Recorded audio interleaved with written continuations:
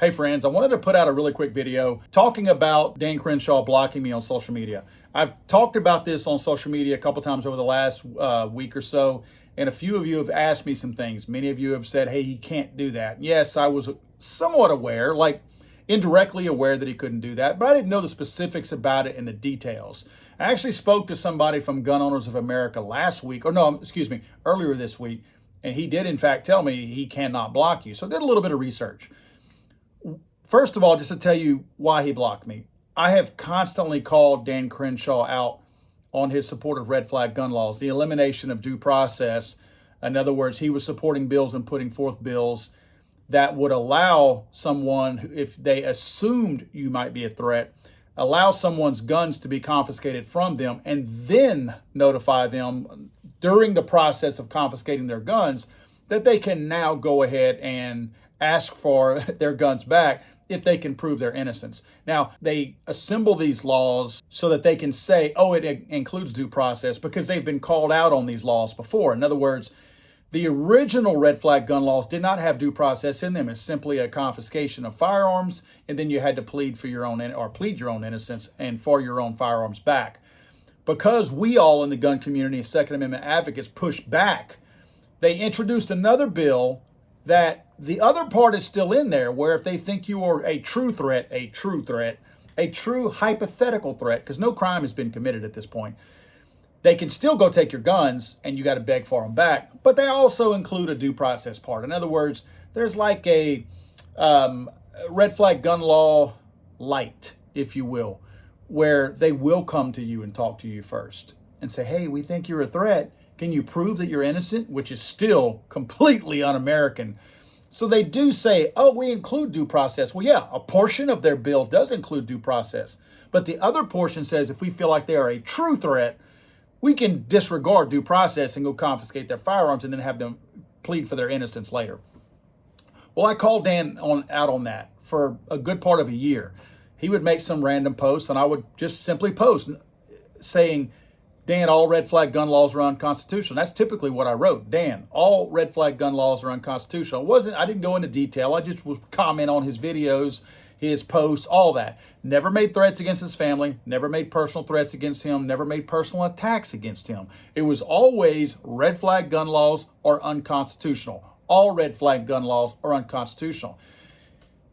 Dan blocked me, namely on Instagram. And I'm going to show you the proof here. Let me show you first what I did. And I'm showing you this from my Legally Armed America Instagram account. You'll notice that even when I search for Dan Crenshaw's exact handle on Instagram, not only do no suggestions come up, but if I go to that and there's nothing at all that comes up. That's his exact handle. That is letter for letter his handle on Instagram. If I log out of my Legally Armed America account and log into a new account that I'm putting together, I have a new Ford Bronco, and I'm creating a new Instagram account called Average Bronco. Log into Average Bronco, go look and search for Dan Crenshaw, and guess what? I can find Dan Crenshaw. I don't even have to type in his entire handle, but if I do, it takes me directly to his page and it allows me to follow him if I want to. Again, compare that to through Legally Armed America, and I can't even access his account, let alone try to follow him back like I was before. Clearly, he has banned me, blocked me from his page. Okay, what I did is I went to the NYCLU, the ACLU essentially of New York. And they say what to do if you're censored by politicians on social media. And let me read this to you real quick. If a public official uses their account to carry out their role as an elected official, as Dan does on his Instagram account, then their page or account is subject to the First Amendment. What does that mean? It goes on to say, that means they cannot engage in most forms of censorship, such as blocking someone or deleting someone's comments just because of their subject or opinion. It is also generally unacceptable for the official to ask the platform to delete comments for them. Now, you go on to the next section right there where it says how to determine if an official's social media account is being used in as extension of their office. Dan's falls under all this. Obviously, he identifies as a government official. very clearly in his bio. And then he talks about some of the other things in there, policies and whatnot. It doesn't take you long to pass through his page to be able to tell that he clearly is talking about policies, responsibilities, actions, etc. So it says under number 2, if an official social media page is being used as an extension of their office, which this one is, there are certain things they can and cannot do. They cannot stop people from joining a public conversation. That's what he's done.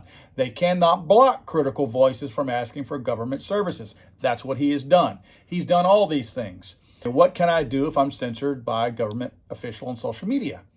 First, be sure to screenshot the censorship or otherwise document any censorship. I've done that here. Obviously, you guys see that the page that he has, that I am banned from that, blocked from it, however you want to call it. So I have screenshots of that. And then it says that next you should contact the public official for more information and ask for your access to be restored as your constitutional rights are being violated. I'm going to do that. And I'm going to give Dan the benefit of the doubt. Obviously, I'm putting this video out because he has blocked me, but I'm going to give him that opportunity to go ahead and restore access to me to his account. And if he does not do that, I will report back. But in the meantime, yes, I am currently blocked. People think it doesn't happen, but it absolutely happens when people are very, very vocal. It happens all the time, and most people don't talk about it. I'm tired of it because Dan is not public enemy number 1. What Dan is a wolf in sheep's clothing. If Dan wants to be a true Second Amendment supporter, then I want to see him truly, truly support the Second Amendment. I'm tired of people blindly following a guy like Dan who stands on a hill and says, I was a Navy SEAL and I'm also pro-Second Amendment. Everybody gushes all over the place and goes, oh, Dan is so pro-Second Amendment. If Dan wants to support the Second Amendment, Dan has to support the Second Amendment in every facet. You cannot pick and choose pieces of the Second Amendment that you want to support. If there's a violation anywhere in what your conduct is, you are in violation of the Second Amendment.